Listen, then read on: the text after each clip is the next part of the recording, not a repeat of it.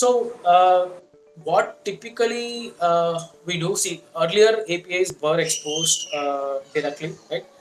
Without proper security controls and mechanisms in place, right? And the industry has learned a lesson, right? Like not me personally, but if you look at the industry's experience, right?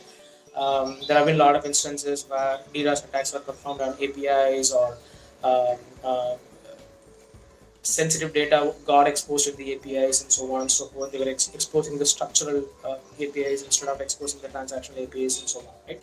So eventually, what the industry has now finally decided on and settled on is that we should use an API gateway to expose the APIs to the outside world, right?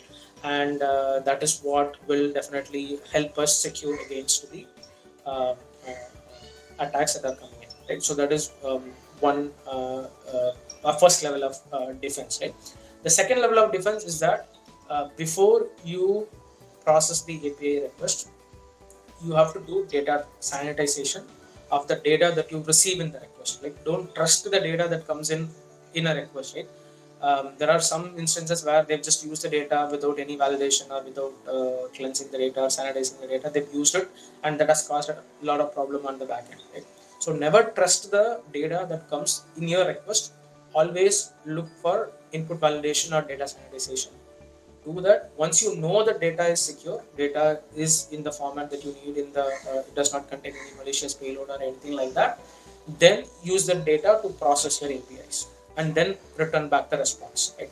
So these are two fundamental things that I would say that we can do to protect against API vulnerabilities and API security issues.